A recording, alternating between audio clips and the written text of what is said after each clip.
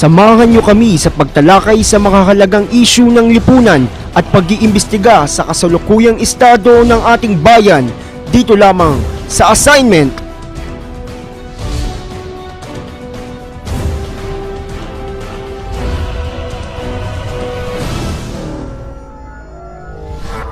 Ang aking assignment ay tungkol sa hinaing ng mga estudyante at ilang organisasyon ng Politeknikong Universidad ng Pilipinas na itaas at isaayos ang mga pangunahing at mas kinakailangang pasilidad ng paaralan.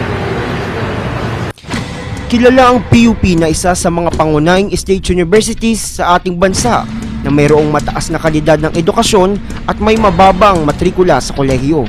Ngunit sa kabila nito, umaapaw ang hinaing ng mga estudyante ukol sa problema sa basic facilities ng paaralan. Patuloy ang pagsigaw ng iba para ito ay matugunan. Karamihan naman ay naghihintay na lamang kung kailan ba maisasaayos ang problema sa pasilidad. Ayon sa aming mga nakapanayam, sadyang nakakaapekto sa kanilang pag-aaral ang mga problema sa pasilidad. Pagpapasok ako, wala akong upuan, kuha pa ako sa ibang room para kumuha. Tapos, minsan kulang din yung room, maghahanap pa kami. Naubos yung oras namin sa paghahanap ng room kaysa nag-aaral kami. Sa classroom natin, yung yung mga upuan, kasi marami na ding upuan din sa bawat classroom yung sira. Kaya siguro yun yung kailangan ng palitan. Tsaka yung ventilation ng mga electric fan para sa mga student na din. Para sa kanila, araw-araw na pasakit ang naidudulot ng pakikipagsiksikan sa hindi bababa na sekwentang kamag-aral na nagkakasya sa kaperanggot na espasyo ng classroom. Dagdag pa rito ang mga sira-sirang upuan at lumang pisara. Ganon din ang kawalan ng maayos na ventilasyon. Maswerte na nga daw kung may gumaganang electric fan sa classroom. Kanila ring idinaraing ang mga dugyot at mga depektibong pasilidad ng palikuran. Tumambad sa akin ng kaliwat kanang bandalismo sa mga pader, naglalik at baradong inodoro na sanhi ng pagbaha sa palikuran. Ayon sa direktor ng Mabini Campus na si Direktor Fernando na nangangasiwa sa pasilidad ng paaralan na patuloy naman daw ang ginagawang pagsasaayos sa mga sirang pasilidad. Pero binigyan din niya na may kakulangan sa janitor na kada palabag 2 janitor lamang ang in charge sa pagsasaayos ng mga classrooms at CR. Kaya nagpropose sila sa kinauukulan na dagdagan ang kanilang mga tauhan. Ipinunto rin ni Direktor Fernando ang kawalan ng disiplina sa paggamit ng mga pasilidad ng ilang mga estudyante na dahilan ng mga pagbaha sa mga palikuran tulad ng hindi pagtapon sa tamang basurahan ng mga tissue, sanitary napkins at iba pang basura, ganun din sa mga upuan na sinisira at puno ng vandalismo. Nakita naman natin na sasabihin natin na kulang yung facilities. Alam ko, marami tayong chairs, tables. Ang hiling na lang siguro ng opisina natin, tumulang na lang tayo na mag-ayos ng silya hanggat maaari iwasan natin na masira ito. Kasi nasa atin naman yung ika-aayos ng mga gamit natin eh. Parang atin na rin yan eh. Hindi naman pagmamay-ari ng ibang tao. Tayo, kayo mga estudyante, kayo ang mga nakikinabang dyan, hindi naman yung professors. So, sana magtulungan tayo para sa ikagaganda ng ating universidad na ituturing natin na pangalawang tahanan natin. Ayun lang, sana makipagtulungan tayo. Amin ding pinuntahan ang University Clinic, bagamat wala kaming kuwang video sa loob nito, maayos at kumpleto naman ang mga pasilidad sa loob ng klinika. Maliban sa kanilang ambulansya na nasira noong pang 2009, ngunit meron naman silang mahihiram na university vehicle kung sakaling kailanganin ito. Pinuntahan din namin ang kantina ng main building na animoy palengke sa ingay. Bumunga din sa amin ang problema sa pasilidad dito, tulad ng sira-sirang lamesa, walang maayos na ventilasyon at basura. Para po sa akin, dapat may place po talaga na para kung saan kakain yung mga estudyante, hindi po yung basta may lamesa na lang tapos nakatayo pa kami. Saka sana po magdagdag yung parang exhaust. Kasi minsan sobrang init din dito. Centralized na dapat eh. Tapos baso lang din siguro.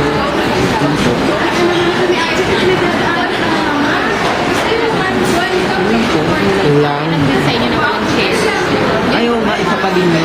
sana magkaroon din ng Makakamali change. nga po eh. Sana magdagan. Lagyan pala. Yan, magdadagdagan. Yun po. Isa rin sa nakaaapekto sa pagkatuto ng mga estudyante ay ang kakulangan sa computers na imbes na 1:1, nagiging 3 hanggang 6 katao sa isang computer. Aminado din naman ang mga propesor na malaki ang epekto nito sa learning and performance ng mga estudyante, ngunit sadyang walang budget na nakalaan sa pagbili ng mga karagdagang computer units. Kaya naman, kanya-kanyang diskarte ang mga colleges sa kanilang mga income generating projects at solicitations para makabili ng karagdagang computers. Sa klaseng ito naman ni Professor Pagalilawan ng CCMIT ay may sariling sistema para masiguradong lahat ay matututo at makagagamit ng computer. Hinati niya sa 2 batch ang klase, kaya naman isang computer kada 2 katao ang kanilang ratio rito. Sir, kalimitan po ba sir 2:1 or minsan mas marami? Kasi yung ibang teacher, So, pwede niyo po i-explain yung process ninyo yung binivide po yung after 3 o'clock, lalabas na sila yung second batch na. Pinakausapan din na magdala na lamang ng laptop ang mga estudyanteng meron ito. kailangan magdala ng sarili ng laptop para sa computer classes. Kasi may mga pinapagawa po sa bago po namin gawin yung ginagawa po tinatry po muna namin sa laptop kasi kulang tsaka kulang din po yung mga computer equipments kaya nagdadala po yung So, pag tingin niyo, pag hindi niyo din ano yan, ano magiging effect sa classes niyo? kaya naman po namin siguro kaya lang mas parang advantage pa rin po kasi nagagawa na namin yung lahat na gagawin pa lang namin. Ngunit sa kabila ng mga daing na ito sa pasilidad ay umusbong ang isa pang issue na nais maunawaan ng mga estudyante. Ito ang biglaang pagpapatayo ng wall sa Lagoon area na umani ng tanong at kritisismo lalo pa sa sinasabing halaga ng proyektong ito. Kaya naman hiningi namin ang reaksyon ng ilang mga estudyante ukol dito. Parang, lang yan eh, pagpapasikat sa pagpapaganda lang po sa PUP, parang hindi lang po magagamit ang mga estudyante yan. Hindi po ako sang-ayon para dun sa binibuild na wall dyan sa PUP. Kasi po, mas madaming bagay ang dapat i-prioritize kaysa dyan sa wall na yan. Kasi yung facilities na dito sa school hindi mabigyang pansin ng mas malaki. Kaya hindi ako sang-ayon. Hindi dapat inuuna yung mga panlabas na kaanyuan, sa halip ay dapat inuuna yung panloob na kung saan maganda nga yung labas pero pag kung papasukin natin napaka-konti ng mga pasilidad sa loob. Kulang ang upuan, wala electric fan, swerte na kung meron electric fan pero hindi naman gumagalaw. Wala ding mga ilaw at ito dapat yung mga pangunahing pinagtutuunan ng ating pamantasan. Dahil sa mga reaksyong ito ng mga estudyante, tinungo namin ang opisinang may hawak sa konstruksyon nito upang malaman ang dahilan ng pagpapatayo ng wall. Nakapanayam namin si Engineer Clint Michael Lakdang. Objective niyan is to attract din ng mga income generating in the sense na pwedeng yung mga nagsushooting ng mga patalastas. Diba minsan nagagamit na yung PUP sa mga pelikula, Sa mga soap opera. Oo, sa mga mga teleserye. Minsan sa pelikula, may pelikula dito na na shooting eh. Kaso lang hindi film. Tapos same time mga patalastas. So yun ang target dyan, income generating, pwede silang. Sinagot din ito ang akusasyon na parte ito ng privatization ng universidad. Sabi dyan na parang tataasan yung gagawin private, di ba? Privatize. Which is ang PUP kasi is public for the people natin. Ang nangyari lang talaga dyan is para magkaroon ng ibang persona. No? Parang, ayaw nyo ba na medyo gumanda naman ang itsura ng eskwelahan natin, ng PUP? Ang technical assistant to the president na si Miss Digna Rosales ang nag-propose ng proyekto na kasalukuyang naka-leave of absence. Amin ding hiningan ng sagot ang mismong presidente ng universidad ukol sa mga isyong ito. Basically, nasa ating programa, sa tinatawag na Towards Total University, yung pagmamahal sa national heritage. alam mo, yung mga walls like that, kagaya sa Intramuros, no, at kagaya ng Puerte or San Pedro Port sa Cebu, may mga ganyan, ano, na yan ay naging bahagi na ng ating national heritage. Nasa 15 milyong piso ang perang nakalaan sa pagpapatayo ng wall na nagmula daw sa Special Trust Fund o STF na hindi bababa sa 100 milyong piso. Sinagot din ito na bakit hindi na lamang ginamit ang pondo para sa pagsasaayos ng pasilidad. Makasabay naman pinapaganda natin yung pasilidad natin Ang mga computers, ayos na natin. Kaya lang pagkaayos, minsan may mga bara na naman, ayos ulit.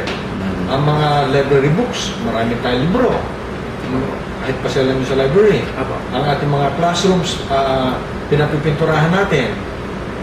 Kaya lang masyadong maraming classrooms ngayon na university kaysa dati, kaya hindi natin makakagan. Pero hindi pa din kumbinsido ang grupong Samasa, partikular na ng PUP Student Regent na si Cheryl Alapad. Hindi ito dapat na nauuna sa dapat sana yung mga basic facilities tulad ng mga chairs, rooms, at iba pang mga basic na pangangailangan ng isang estudyante. Ayon kay Cheryl, ang halagang nakalaan para sa pagpapatayo ng wall ay katumbas na ng pagpapatayo ng ilang student center na may 3 palapag at kompletong pasilidad.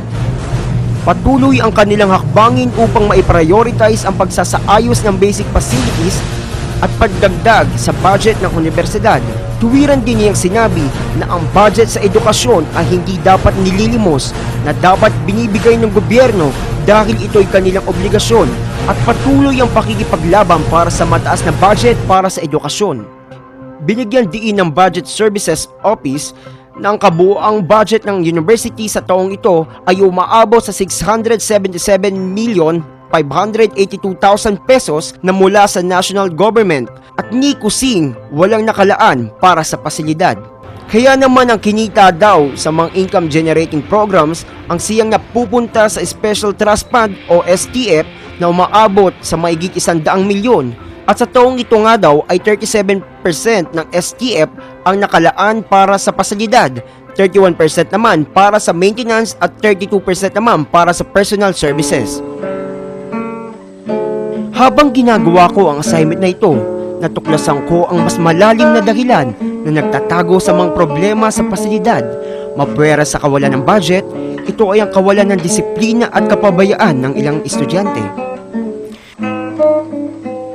Ngunit sadyang hindi pa rin madaling unawain para sa mga estudyante na bakit mas inuna pa ang pagde-develop sa Lagoon area kaysa sa pagbili ng mga tuwirang pangangailangan nila. Magaganda ang mga pangakong nakapunla sa pagpapatayo ng wall sa Lagoon area upang makadagdag sa pondo ng universidad, gayon na din sa pagsasaayos ng mga pasilidad sa mga darating na panahon. Ngunit naiwan sa akin ang katanungang, matutugunan nga ba nito ang mga hinaing ng mga mag-aaral sa pagsasaayos ng basic facilities? Hanggat hindi pa natin nakikita ang resulta nito, isa lang ang tiyak para sa akin na tuloy muna ang pagtitiis ng mga iskolar ng bayan. Ako po si Freddy Montesa III at ito ang aking assignment.